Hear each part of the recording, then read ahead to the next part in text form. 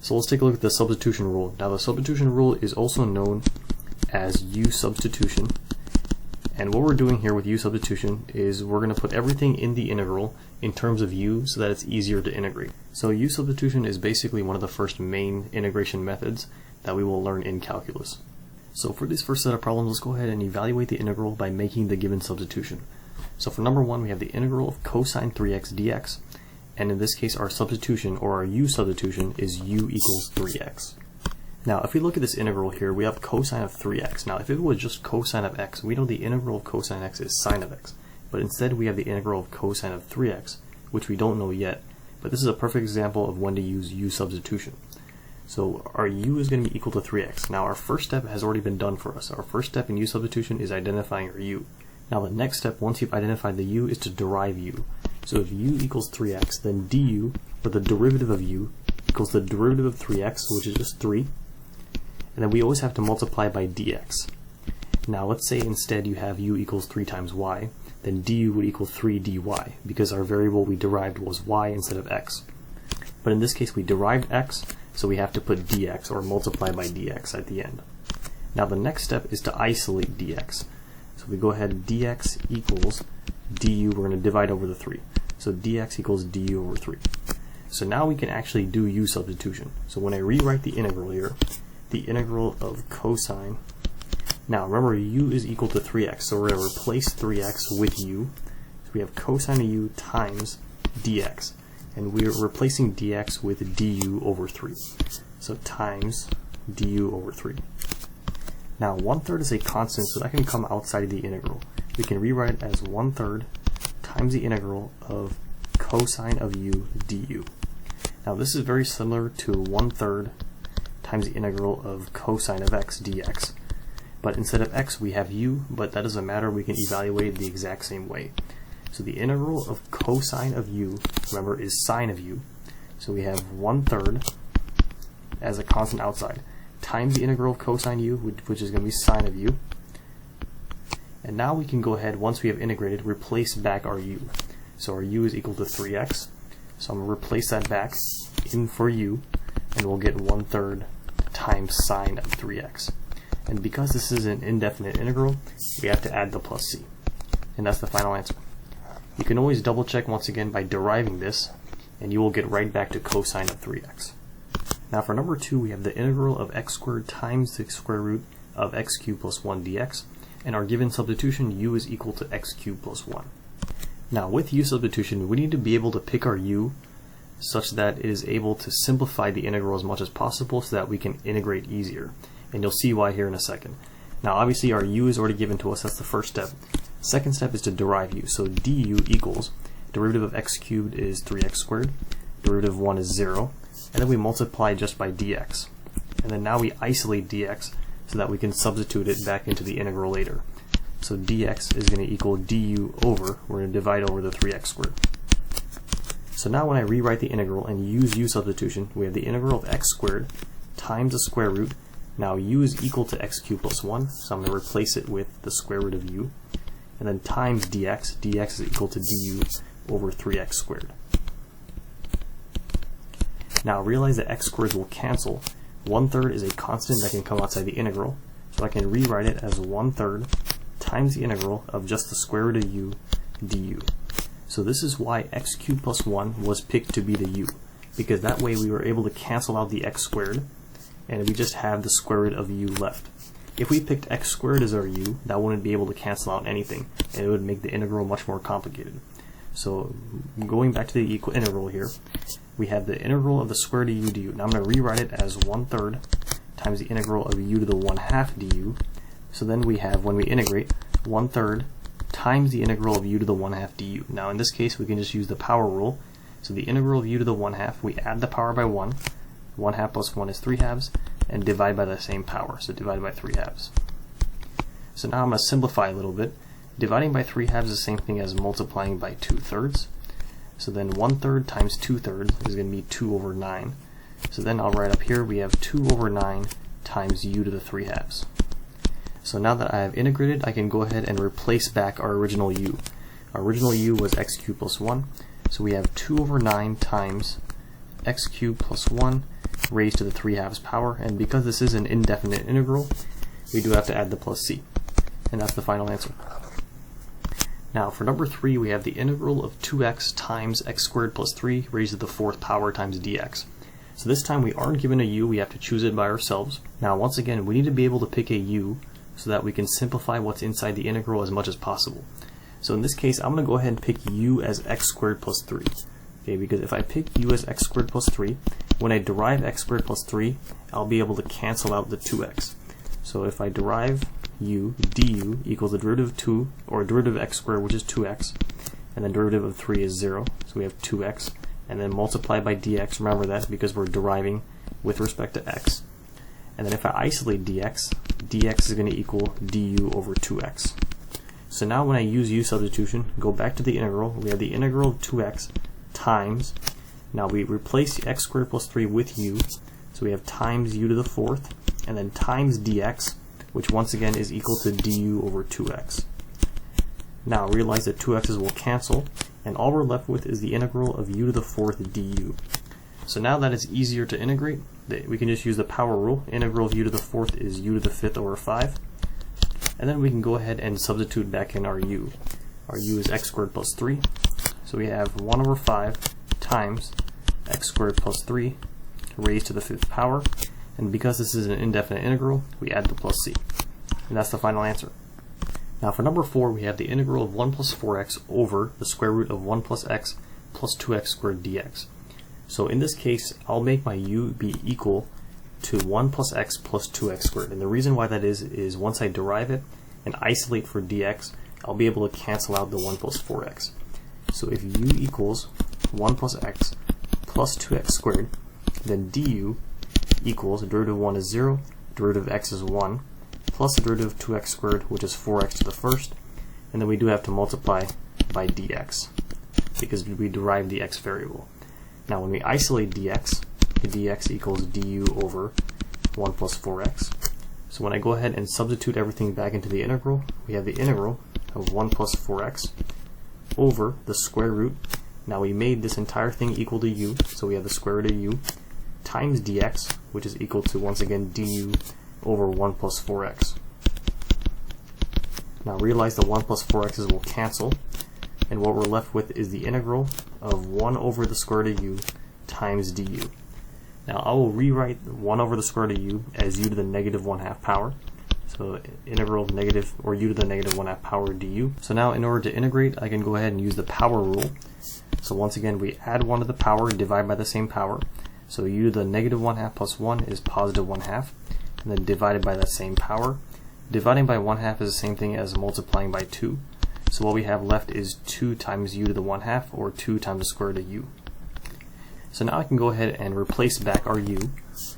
So we have 2 times the square root of u. Once again, u is 1 plus x plus 2x squared. And because this is an indefinite integral, we have to add the plus c. And that's the final answer.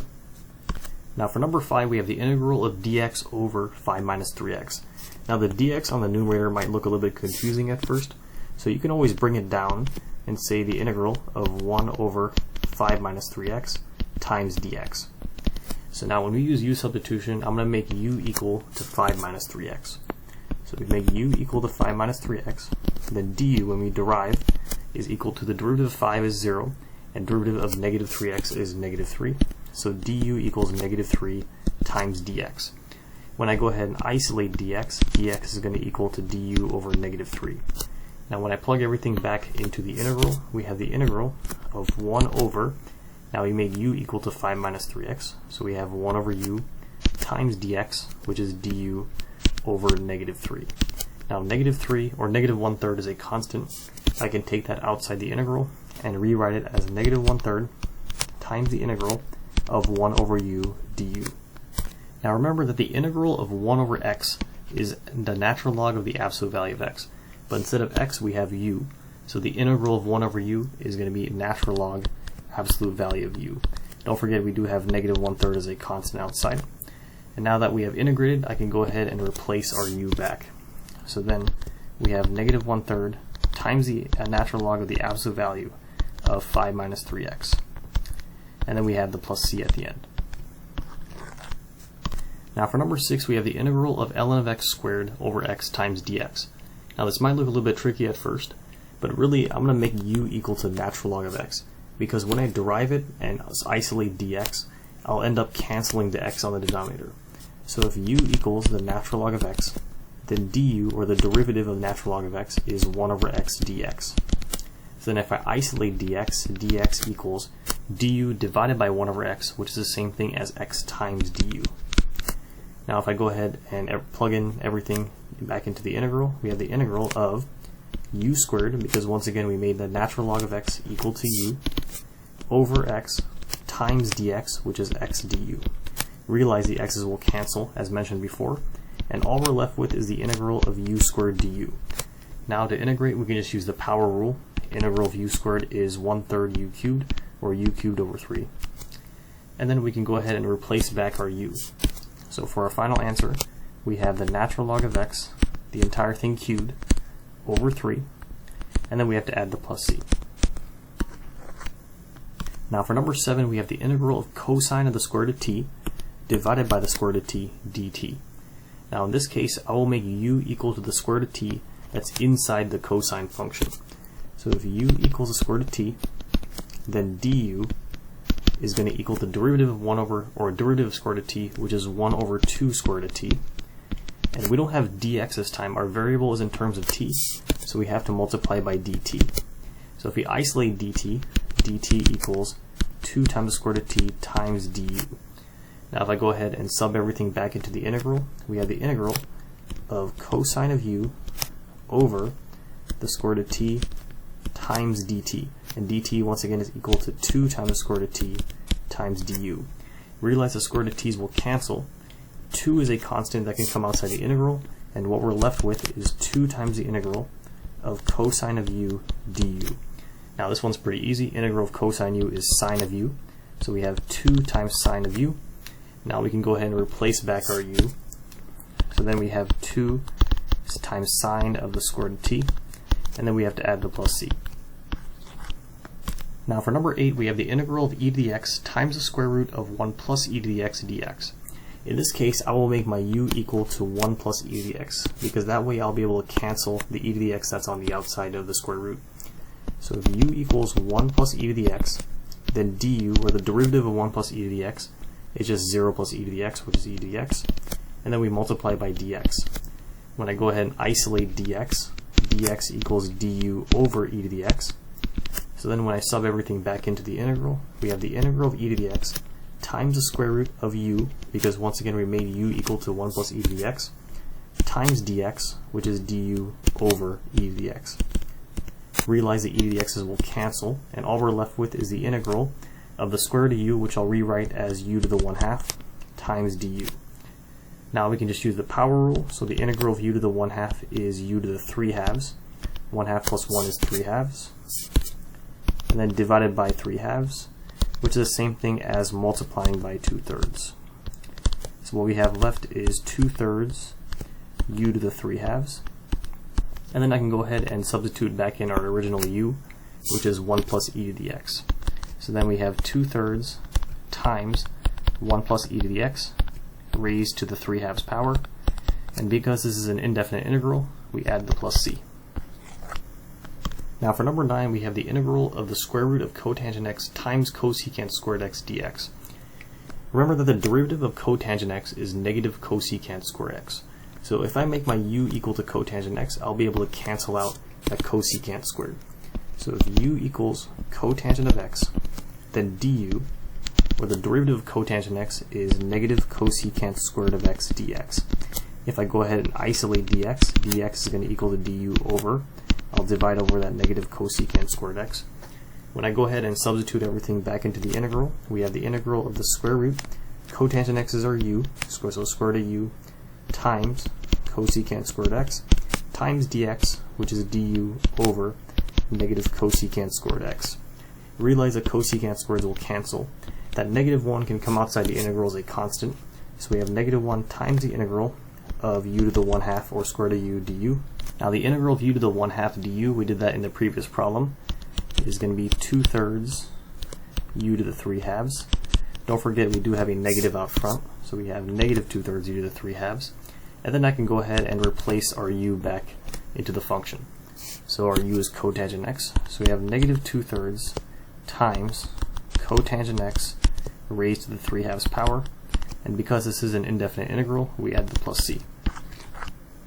Now for number 10, we have the integral of 1 plus x over 1 plus x squared dx. Now, the very first thing I would do here is actually split this up into two different fractions. So I would split this up into the integral of 1 over 1 plus x squared, and then plus x over 1 plus x squared dx. Because we have a plus sign here, we can split this into two different integrals. So we have the integral of 1 over 1 plus x squared dx, and then plus the integral of x over 1 plus x squared dx. Now, in order to integrate 1 over 1 plus x squared, remember that the derivative of arctangent or inverse tangent of x equals 1 over 1 plus x squared. So the integral of 1 over 1 plus x squared is arctangent or inverse tangent of x. And then we have plus the integral of x over 1 plus x squared dx. Now in this case we can use u substitution. So if we make u equal to the denominator, 1 plus x squared, then du, or the derivative of u, is equal to 2x dx. So then if I isolate dx, dx is equal to du over 2x. If I go ahead and replace the integral and put everything in terms of u, we have the integral of x over, we made u equal to 1 plus x squared, so x over u times dx, which once again is equal to du over 2x. Realize the x's will cancel. 1/2 and come outside the integral is a constant, so we have 1/2 times the integral of 1 over u du. Now the integral of 1 over u is the natural log of the absolute value of u, and then we do have 1/2 out there as a constant, so 1/2 times the natural log of the absolute value of u. Now we can go ahead and replace back our u, so we get 1/2 natural log of the absolute value of 1 plus x squared. So the integral of 1 over 1 plus x squared is arctangent of x, or inverse tangent of x, and the integral of x over 1 plus x squared we have found to be, if I go ahead and rewrite that, 1/2 natural log absolute value of 1 plus x squared. And this is an indefinite integral, so I add the plus c at the end. Now for number 11, we have the integral of x over the 4th root of x plus 2 dx. Now it doesn't really look like a u substitution problem right now, and we can't necessarily divide it into two different fractions or separate into two different fractions like the previous problem. So what I have to do is I can still use u substitution, but I have to use it in a different manner. So in this scenario, I'm going to make u equal to the entire denominator. So u equals the 4th root of x plus 2. Now I'm not going to derive u. What I'm going to do first is isolate for x. So if I go ahead and take both sides of the 4th power, we have u to the 4th equals x plus 2. So then isolating x is going to equal u to the 4th minus 2. So now I'm going to go ahead and derive both sides of the equation. So if x is equal to u to the 4th minus 2, then dx, or the derivative of x, is going to equal derivative of u to the 4th is 4u cubed, derivative of negative 2 is 0, and then we have to multiply by not dx but du this time because we're deriving the u variable. Now let's go ahead and substitute everything back into the integral. So we have the integral of x. Now x is equal, remember, to u to the 4th minus 2, so I'm going to replace that for x. So we have u to the 4th minus 2 over, now the entire denominator we made it to be our u, so we have u to the 4th minus 2 over u times dx, and dx is 4u cubed du. So times 4u cubed du. Now the 4 can come outside the integral as a constant, so we have 4 times the integral. Now we have u cubed over u, which is u squared, times u to the 4th minus 2, and then we have du on the outside. So now before I integrate, I'm actually going to distribute the u squared inside the parentheses. So what we're going to get is 4 times the integral of u to the 4th times u squared u to the 6th minus 2u squared du. And then we can go ahead and use the power rule to integrate. So we have 4 times, as the constant, the integral of u to the 6th is u to the 7th over 7, minus the integral of 2u squared is 2u cubed over 3. So now that we have integrated, I'm going to go ahead and replace back our u, which was once again the 4th root of x plus 2. So I'm going to go ahead and erase the majority of this so that I have more space to write down the final answer here. So this is our this is what we have evaluated the integral into. So I'm going to go ahead and replace the u now. So we have 4 times, now we have u to the 7th, so the 4th root of x plus 2, and I'm going to rewrite that as x plus 2 to the 1/4 power. So we have x plus 2 to the 1/4 power. The entire u is taken to the 7th power over 7, and then minus 2 times, now our u once again, x plus 2 to the 1/4 power, and the entire thing is taken to the 3rd power over 3. So now when I go ahead and simplify, I'm going to combine the 4 and the 7 together. So we get 4/7 times, now x plus 2 to the 1/4 to the 7th, we can just multiply the powers because it's a power to a power. So we have x plus 2 to the 7/4 power, and then minus, combining the 2 and the 3 together, we have 2/3. And then we have x plus 2, once again power to a power, so 1/4 times 3 is 3/4. Now this was an indefinite integral, so we have to add the plus c, and that's our final answer. Now for number 11, we have the integral from 1 to 2. Now notice this is a definite integral because we have bounds of e to the 1 over x squared times dx. Now in this case, I'm going to make u equal to 1 over x because I'll be able to cancel out the x squared on the denominator. So if u equals 1 over x, then du, or the derivative of 1 over x, is going to be negative 1 over x squared times dx. So then if I isolate dx, dx is going to equal to negative x squared du. Remember, if I divide over negative 1 over x squared, that's the same thing as multiplying by negative x squared. Now when I go ahead and substitute everything back into the integral, we have the integral from 1 to 2 of e to the 1 over x. Now our u is 1 over x, so we have e to the u over x squared times dx, which is equal to negative x squared du. Realize the x squareds will cancel. Well, the negative 1 can come outside the integral as a constant. So we have negative 1 times the integral from 1 to 2 of just e to the u du. Now the integral of e to the u is e to the u, so we have negative e to the u. Now if I go ahead and replace back our u, we then have negative e to the 1 over x. Now realize that this is not an indefinite integral, this is a definite integral because it has the bounds. So instead of just adding the plus c, we have to evaluate. So we draw a horizontal line here. We're going to evaluate from the bounds once again from 1 to 2. So when I go ahead and plug in the top bound first for x, we have negative e to the 1/2 power, and then minus, when I plug in 1 for x, we have negative e to the 1 over 1, which is just e to the 1st. Negatives will cancel, so we get negative e to the 1/2, or negative square root of e, plus e, and I'll just rewrite it as e minus the square root of e as the final answer. And remember, we don't need to add a plus c because this is a definite integral.